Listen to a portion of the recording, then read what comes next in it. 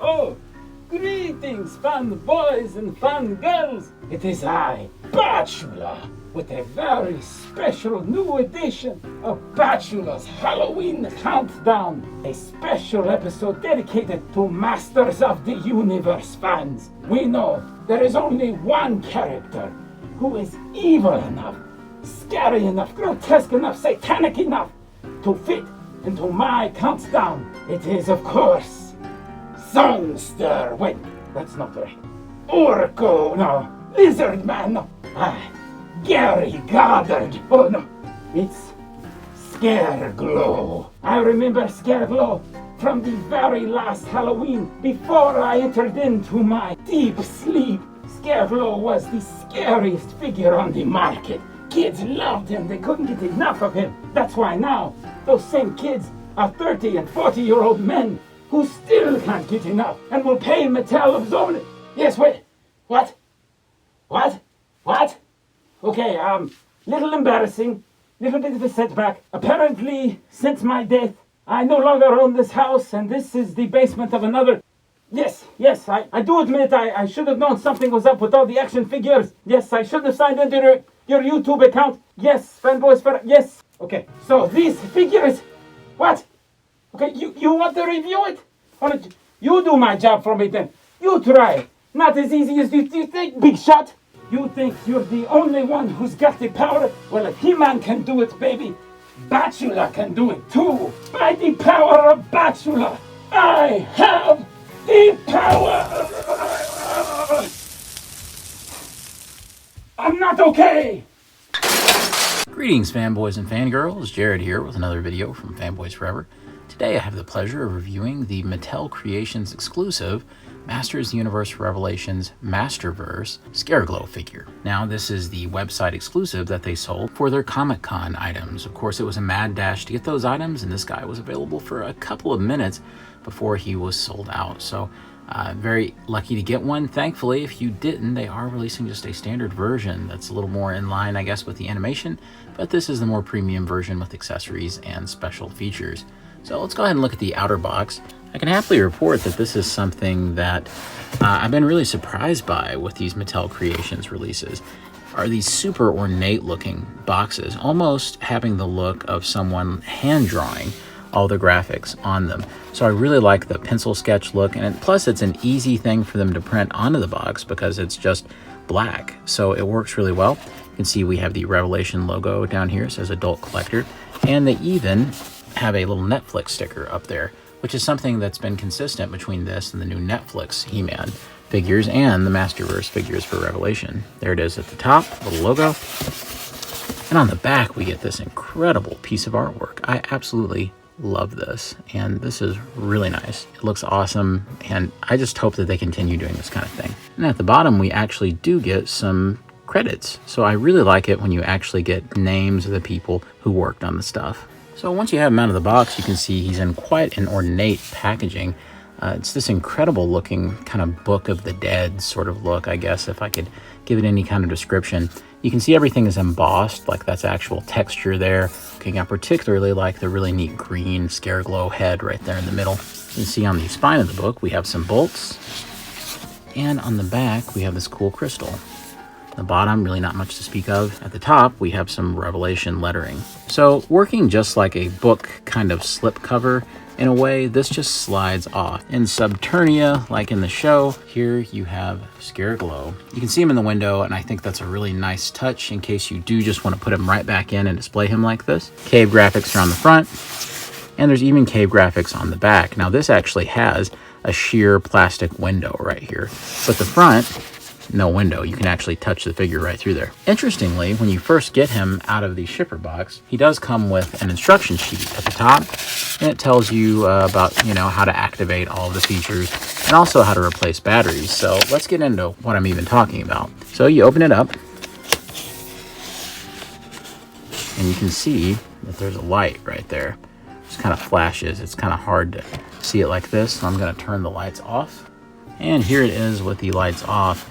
You can see that it looks really cool because this light is kind of activating the glow-in-the-dark features on the side there. And then it just kind of stops and stays on for a second before going out. The rest of the review will look like this. Just kidding.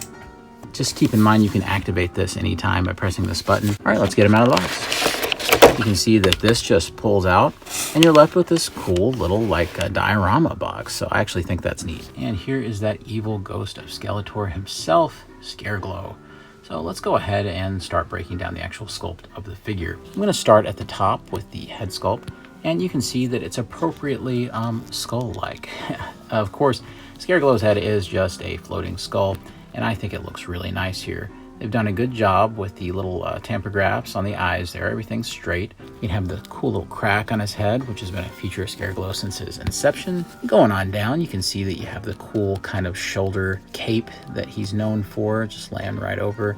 And I like the sculpt and the little kind of cross-hatching work that's right there that gives it a really nice texture. You can also see that the body itself is pretty much your basic He-Man and Skeletor type of body that they're using in this line, which would be in line with the original vintage way of doing things since Scareglow is just that regular body. Moving on down, you can see he's got his cool kind of deep purple metallic-y bracelets right there. Same for the belt, done in that same way. You kind of have kind of a kilt thing going right here, and I really like that. And there's splits there to allow for articulation. You have his boots, which are actually pretty nice. Little bit of an overspray or a non-alignment issue or something to where that purple didn't get all the way up in there, but it's not too much of a problem, and they're nice and sparkly. You can see that the figure is just black with these bone paint accents all the way through. And especially if you raise up the upper part of the chest, you can see where they've even painted, even as you flex him back, that it joins up. So I really like those details. In the animation, it was really cool because he was just kind of a black suited guy in like a black leotard, and then the bones would light up every now and then. And you can even see them down here, especially if I move this up, and there's even more detail. And now you can see the bone right there on the leg. Same over here. You'd never be able to see that, but they went to the trouble of painting it and making it all work. And if you get it lined up, it looks really nice. Even the individual fingers, the bones in those are painted. So this is terrific. I really like that.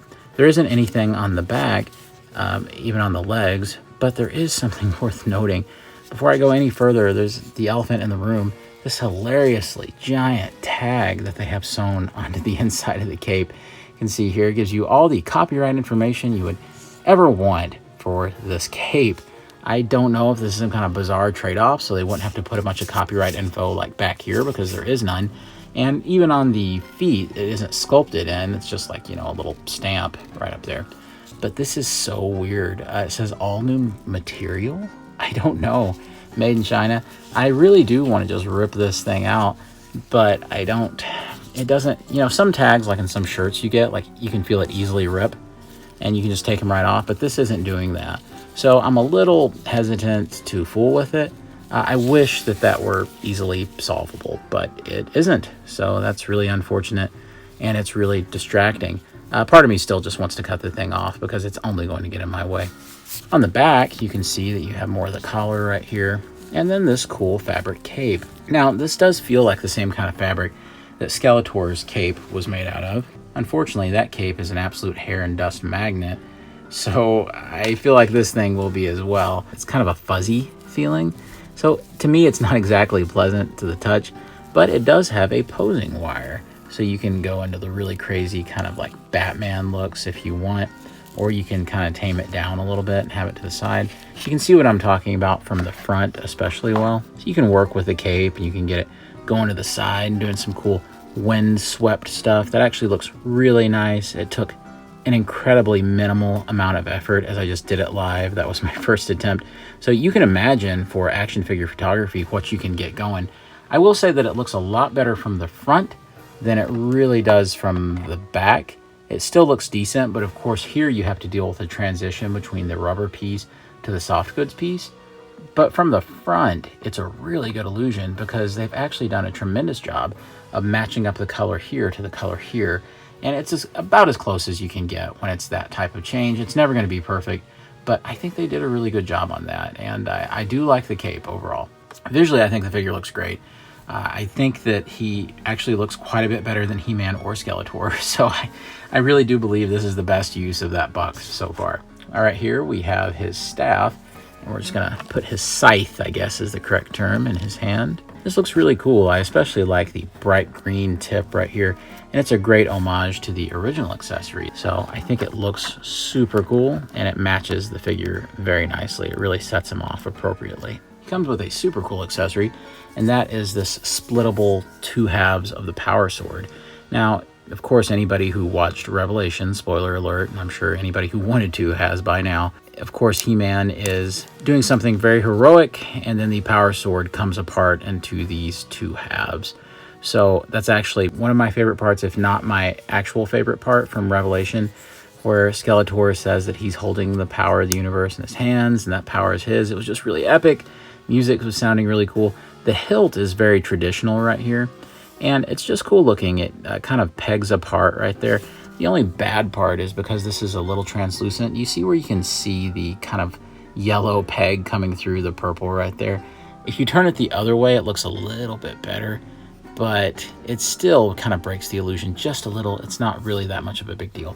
When these come out, you can see that this just stays right here, and it does a good job of matching those translucent pieces. You can see you can attach it backwards. Of course, if you want to, Scareglow can hold it, and for what that's worth. For me, it's more of an extra He-Man accessory that got packed in. So this hand that he comes with is actually done in that translucent style of plastic.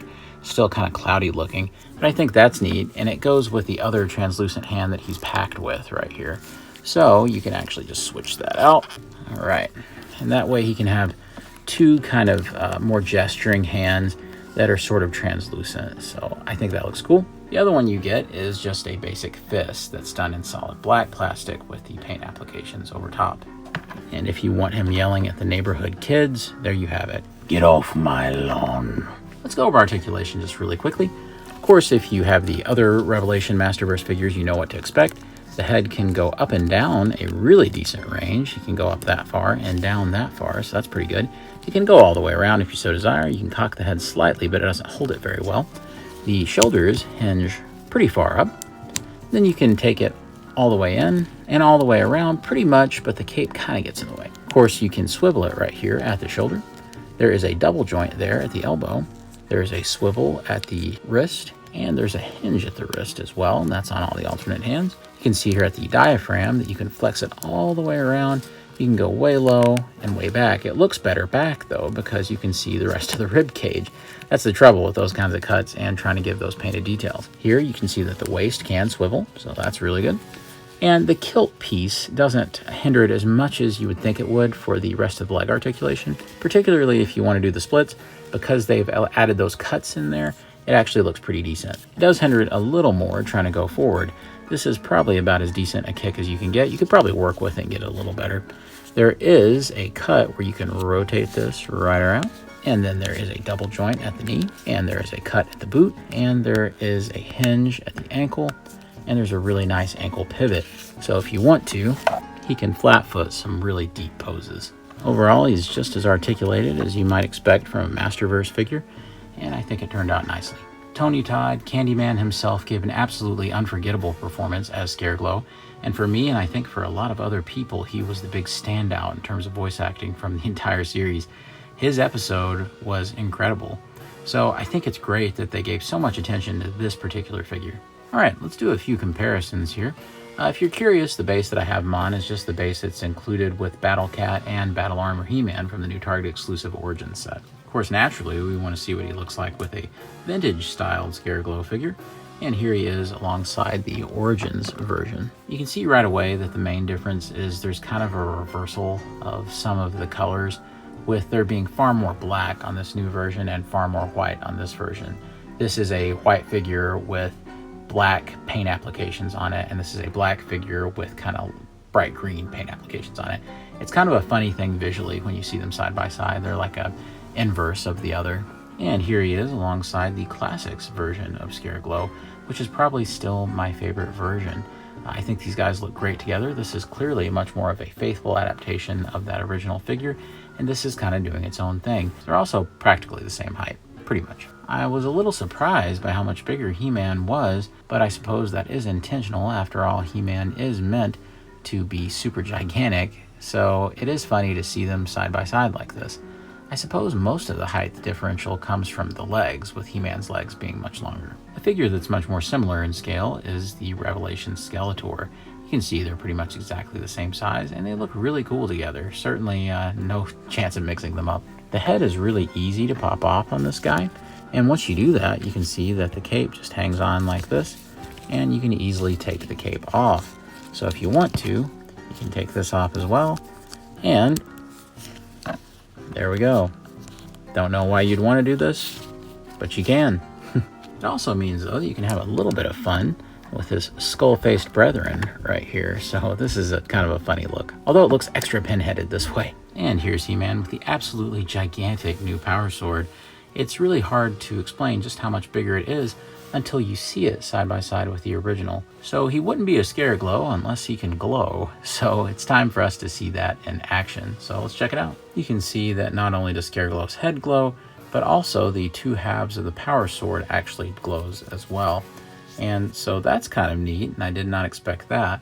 However, it is worth noting that I really did expect the bones to glow on his chest and not just the head. So I'm not really sure what the thought process was behind that. And I did expect the staff to glow as well. I actually did believe that that green paint was somehow glow-in-the-dark paint, but you know what? I guess it's not, and this is the only part of Scareglow that glows. However, I have to say, these paint accents on here look really nice with a glow-in-the-dark effect. It really does end up looking really cool and really creepy, and I can definitely see much more of the detail this way. Even things like the teeth. So good on them, but I really expected to see the rest of it glow. So what are my final thoughts about Scareglow? Well, I think overall he's a really cool looking figure, especially if you're just going to display him like this in the light, and I think he looks really nice. He does come with some really cool accessories as well, including that two-halved power sword, so I think that looks really cool. The packaging really helps as well. As you can see, not only could you open it the way I shown you at the beginning, but you can open it to where this part of the cave stays in the background. So you can actually put the figure in front of it and make a really nice kind of diorama with him standing in the front. It also has that cool light up feature. So you are getting, you know, quite a few extra things here. Is it $35 worth of extras? I don't really think so. I think this figure would have been much more comfortably priced at, say, about $28 or so, maybe $29 or $30. But, you know, $35 seems a little excessive. I think the biggest disappointment for me is the lack of glow-in-the-dark paint on the figure. I truly did expect this figure to glow in the dark, and I probably just wasn't paying that much attention to the solicitations and some of the pictures that they shown, but the only part that glows for me is the head. So it's a little disappointing. I do like things like the fabric cape with the wire in there, and that allows it to pose and do some cool things. However, once the lights are lowered a little bit, you've got him in his diorama, and everything's just working right for the figure, it looks undeniably cool. So do I suggest old Scareglow right here? Well, if you were able to get him for $35 on day and date of the sale, that was great, but I don't know if I would go much further than that 35 bucks. I mean, if you are a completist and you're like me and you're a crazy person, then you're gonna want him no matter what. But I don't think it would be worth you paying more than $50 for him on the secondary market. And if you know anything about the prices for this guy, you know that price is long gone. But I just don't know if he comes with enough stuff to justify beyond that 35. However, the good news is they weren't shy about revealing a regular retail release later on. So that's going to be coming out here in a few months, and it looks really good too. And I'm sure that that's going to be an enjoyable figure, and I'll be sure to get it as well, and I'll bring you a review of it. Regardless, it's really cool to have this early version of Scareglow. I'm really enjoying it, so I've had a lot of fun with it, and I think he's just going to be terrific to pose around. Alright guys, if you've enjoyed the content today, be sure to give it a like, and please subscribe if you haven't yet. If you've been watching any of my videos lately, you know that I do new Masters of the Universe content all the time, so if you love Masters as much as I do, then be sure to subscribe so that you don't miss out on any of the cool new videos that we have coming up. Alright friends, God bless you and yours, take care, and I'll see you on Fanboys Forever. Fanboy out. Oh, hello! Fanboys and fangirls, it is me, Bachelor. I've woken back up to... Was the figure any good? Okay, it was all right. Okay, cool. Thank you for tuning in. I have just been told that apparently people are trying to sleep in this house that I no longer own. See you soon. Take me away by the power of Bachelor.